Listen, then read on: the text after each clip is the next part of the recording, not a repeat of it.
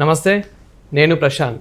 చంద్రబాబు గారి ప్లానింగ్కి ఆనంద్ మహేంద్ర ఫిదా అయ్యారు. అసలు ఏం ప్లాన్ చేశారు అంటే చంద్రబాబు గారు మనకి ఏం ప్లాన్ చేసినా కానీ దాన్ని చాలా థింక్ చేసి ఒక జనరేషన్ కోసం అయితే ప్లాన్ చేస్తూ ఉంటారు. అసలు ఇంతకేం ప్లాన్ చేశాడు దీని గురించి అయితే మాట్లాడేందుకు ప్రస్తుతం మనతో పాటు సీనియర్ జర్నలిస్ట్ దుర్గా వడ్లమణి గారు ఉన్నారు. నమస్తే అండి. నమస్తే అండి. మేడం, చంద్రబాబు గారు ఏం ప్లాన్ చేసినా కానీ ఒక అంటే మనకి ముందు జనరేషన్కి ఉపయోగపడే అంతగా ప్లాన్ చేస్తూ ఉంటారు. ఇంతకీ అసలు ఏం ప్లాన్ చేశారు? దీనికి ఆనంద్ మహేంద్ర గారు సో ఎందుకు ఫిదా అయ్యారు? ఆనంద్ మహేంద్ర గారి దగ్గర ఉండే గొప్పతనం ఏంటంటే ఏ చిన్న విషయమైనా ఆయన దృష్టికి వచ్చిందంటే హీల్ అప్రిషియేట్ ఫస్ట్. అది నిజంగా హెల్ప్ చేయాలి వాళ్ళకి అనుకుంటే డెఫినెట్గా ఆయన హెల్ప్ చేస్తారు. అది ఆయన గొప్పతనం, మనం ఒప్పుకోవాలి. అయితే ఇప్పుడు చంద్రబాబు గారి విషయంలో ఏంటి వై ఆనంద్ మహేంద్ర ఒక ట్వీట్ చేశారు. మనకి అరకు కాఫీ గురించి మీరు విని ఉంటారు. అరకు కాఫీ అనేది ఈరోజు ఒక అంతర్జాతీయ మార్కెట్లో దానికంటూ ఒక గుర్తింపు తెచ్చుకుంది. దానికి ప్రధాన కారణం చంద్రబాబు నాయుడు గారు. సో ఆనంద్ మహేంద్ర అది చూశారు, ప్యారిస్ కెఫే అనేది చూసి దాని మీద ఆయన ఒక ట్వీట్ చేశారు. ఆ ట్వీట్ ఏంటని చూద్దాం.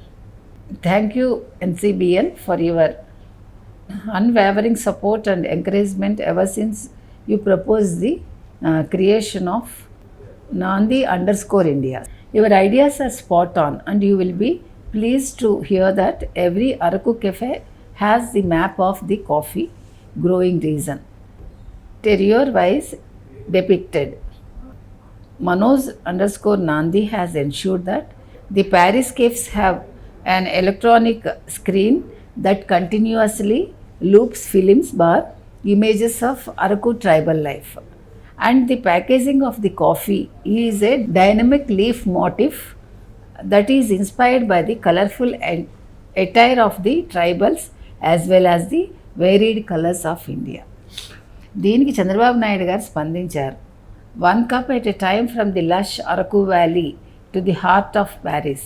It is inspiring to see this truly made in AP product earning the global recognition it deserves.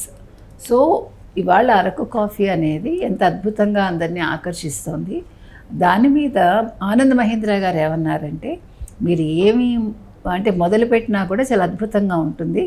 ఈ అరకు కాఫీ అనేది ప్యారిస్ కెఫేలో ఇవాళ వాళ్ళు దాన్ని కంటిన్యూస్గా ఒక స్క్రీన్ వేస్తున్నారనమాట, దాని అడ్వర్టైజ్మెంట్ లాగా. అందులో అసలు ఆ లీఫ్ మోటిఫ్ అనేది ఏదైతే ఉందో అది చాలా ఆకర్షిస్తోంది అందరినీ. తర్వాత దాని మీద ఈ ట్రైబల్స్ బొమ్మలు వేశారు. అంటే ఆ packaging it self is very inspired అనమాట.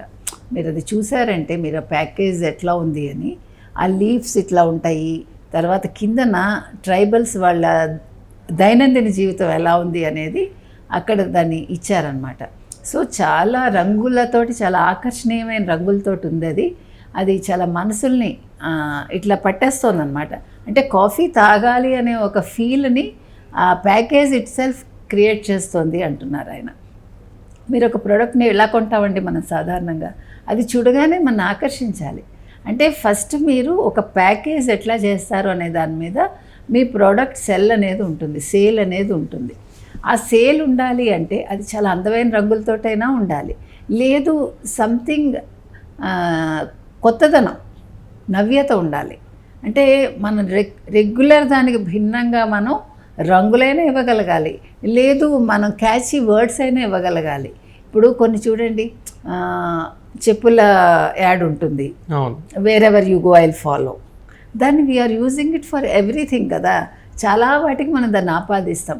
కొన్ని మనకి ఎంత బాగా మనకి ఇష్టమవుతాయంటే కొన్ని యాడ్స్, అది మనం తెలియకుండానే మనం ఆ యాడ్ ఎప్పుడు వస్తుంది అని ఎదురు చూస్తాం చూడడానికి.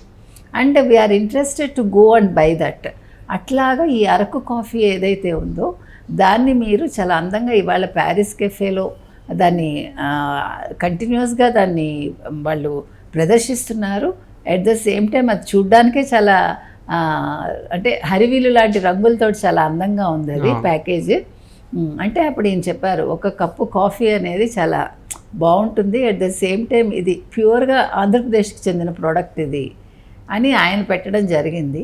సో అంటే ఇవాళ అరకు కాఫీ గురించి మాట్లాడుకుంటున్నారు అంటే మనం అనుకుంటున్నామండి ఆంధ్రప్రదేశ్లో ఏమీ లేదు, ఏముంది ఆంధ్రప్రదేశ్లో 5 ఏళ్లలో నాశనం అయిపోయింది. నాశనం అయిపోయినా కూడా ఇప్పుడు మనకు తెలుసు, మీరు ఒక చెట్టును కొట్టేయండి, ఒక పెద్ద చెట్టును కొట్టేస్తాం, కింద మీరు చిన్న ఇట్లాగా ఉంటుంది కదా దాని మొదలు, ఆ మొదలు మీద చిగుళ్ళు కనిపిస్తాయి మీకు కొన్ని రోజులు పోయాక.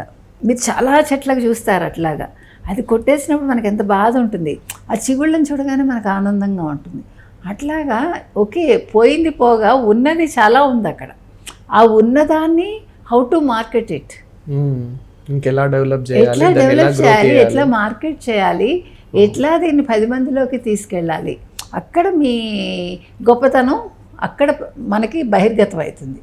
సో చంద్రబాబు నాయుడు గారిని అందరూ చాలా తేలిగ్గా మాట్లాడతారు. ఏం చెప్పాడులే 2020 అన్నారు, 2020 అద్భుతంగా ఉందని ఇవాళ ఆ రోజు ఇచ్చిన వాళ్ళు ఇవాళ కూడా, నిన్న మీకు గుర్తుందో లేదు, శనివారం ఒక ఆయన, నేను ఆ రోజు ఇట్లా మాట్లాడాను, ఐఎమ్ వెరీ సారీ, ఆయన చెప్పింది చంద్రబాబు నాయుడు గారు ఏం చెప్పినా కూడా దాని వెనకాల చాలా ఇది ఉంటుంది, ఇప్పుడు నాకు రియలైజ్ అయ్యాను అన్నాడు. అలాగే 2047 అంటే కూడా so many people are laughing, కానీ వాళ్ళు దే విల్ యాక్సెప్ట్. అంటే మనకు ఆయన ఏంటి ఇలా చెప్తున్నారు, ఈయన ఎట్లా చెప్తాడు ఈయన, ఇప్పుడు ఈరోజు ఇలా లేదు కదా అనుకుంటాం. ఈరోజు చెప్తే గొప్పతనం లేదు, మీరు ఒక 2 దశాబ్దాల తర్వాత ఇలా ఉండబోతోంది అని చెప్పడమే విజన్ మనకి. సో విజన్తో పాటు ఒక ప్రోడక్ట్ని హౌ టు మార్కెట్ ఇట్ అనేది కూడా చాలా ముఖ్యం. అది ఈయనకుంది, చంద్రబాబు నాయుడు గారికి ఆ విజన్తో పాటు మార్కెటింగ్ కెపాసిటీ ఉంది. అందుకే హీఈస్ ఎ సిఈఓ అనే వ్యక్తి ఒక కంపెనీని ఎలా పైకి తీసుకోవాలని సిఈఓ అనే వ్యక్తి ఒక కంపెనీని ఎలా పైకి తీసుకురావాలని ఆలోచిస్తారో, అదేవిధంగా ఒక రాష్ట్రానికి సిఈఓగా ఉన్న వ్యక్తి రాష్ట్రంలో ఎక్కడ ఏ ప్రోడక్ట్ ఉంది, ఆ ప్రోడక్ట్ని ఎట్లా మార్కెట్ చేయాలి, ఎట్లా అక్కడ ఉండే ప్రజలకి లాభాలు తీసుకురావాలి అనేది ఖచ్చితంగా ఆలోచించగలగాలి. ఎంతసేపు సంక్షేమాలు ఇచ్చేసామా, బట్టలు నొక్కేసామా, తినేసామా, అయిపోయిందా, పడుకున్నామా, తెల్లారింది. కానీ బాబు గారు ఏ థింక్ చేసినా కానీ చాలా బాగా థింక్. మనకు హైదరాబాద్ హైటెక్ సిటీ ఎంత ఫేమస్ చేశారు అండి. ఇవాళ మీరు హైదరాబాద్ చూస్తే పిచ్చెత్తిపోతుంది మీకు. మనం నిజంగా హైదరాబాద్లోనే, ఎందుకంటే నేను హైదరాబాద్ చూసా, మీకు ఇంకా చిన్నపిల్లలు ఇవన్నీ ఇప్పుడు ఎంత డెవలప్మెంట్ కనిపిస్తుందో చంద్రబాబు గారు ఎప్పుడో చూసేస్తారు ముందే. దట్ ఈస్ వాట్ 2020 అనేది అదే. ఇప్పుడు మాట్లాడుకుంటే చంద్రబాబు గారు మొన్న దావోస్ వెళ్ళినప్పుడు కూడా ఏఐ గురించి మొట్టమొదటిగా మాట్లాడిన వ్యక్తి ఎవరు అని అంటే చంద్రబాబు నాయుడు గారు. ఎందుకంటే ఏఐ వల్ల ఎన్ని యూజెస్ ఉంటాయి, ఎంత దానికి కూడా అంటే ఎంప్లాయీస్ కావాలి.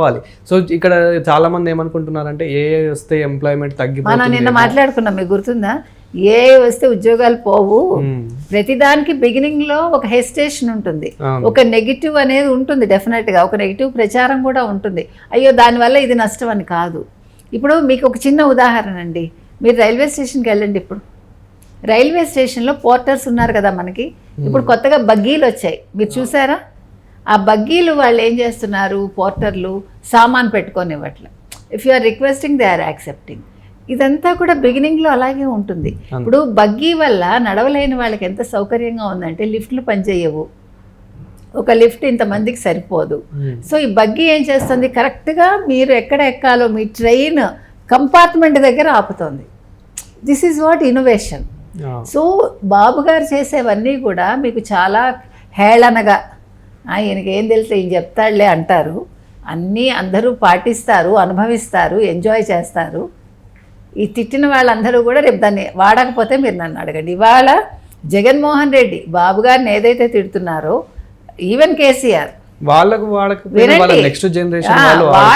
తిడుతున్నారు, కానీ ఈరోజు ఫలాలు మీరందరూ అవే కదా అనుభవించారు. నువ్వు హైదరాబాద్లో కూర్చుని నువ్వు బంగారు పళ్ళల్లో అన్నం తిన్నావంటే దానికి కారణం చంద్రబాబు నాయుడు. నీకు ఆ భయం కొద్దే నువ్వు మొన్న కూడా చంద్రబాబు నాయుడిని కమెంట్ చేస్తావు. నేను చెప్తున్నది అది, రాజకీయ నాయకులందరికీ కూడా బాబు గారిని చూస్తే ఒక జెలసీ, వాళ్ళకి ఒక భయం, ఈయన ఏం చేస్తాడు, రేపు ఏం కొత్తదనం తీసుకొస్తాడు. నిన్న కంప్యూటర్ అన్నాడు, అయిపోయింది, ఐటీ అన్నాడు, అయిపోయింది, ఇప్పుడు ఏఐ అంటున్నాడు, రేపు ఇంకేం తీసుకొస్తాడో ఈయన. డ్రోన్స్, మనకి ఫస్ట్ వాడింది డ్రోన్స్ కదా, ఫుడ్ ప్యాకెట్స్కి డ్రోన్స్ వాడాలని ఐడియా ఎవరికైనా వచ్చిందండి వరదల్లో? నేను అన్నది అది. సో ఈయన ఇప్పుడు ఏ అంటున్నాడు, రేపు ఇంకేమంటాడో ఈయన, భయం అన్నమాట. సో చంద్రబాబు నాయుడు గారు ఏం చేసినా అలాగే ఉంటుందండి. ఇవాళ అరకు కాఫీకి ఆయన ఒక బ్రాండ్ ఇమేజ్ తీసుకొచ్చారు ఇంటర్నేషనల్గా. ఇలాగే అన్నింటికి చేస్తాడు ఆయన. అంటే ఒక్కొక్క నియోజకవర్గంలో లేదు ఒక్కొక్క జిల్లాలో ఏది ప్రత్యేకమో ఆ ప్రత్యేకతని ఆయన గుర్తించి దాన్ని ఇంటర్నేషనల్గా ఆయన ఇట్లా ఒక బూస్ట్ ఇస్తాడు దానికి. Thank you madam. Thank you.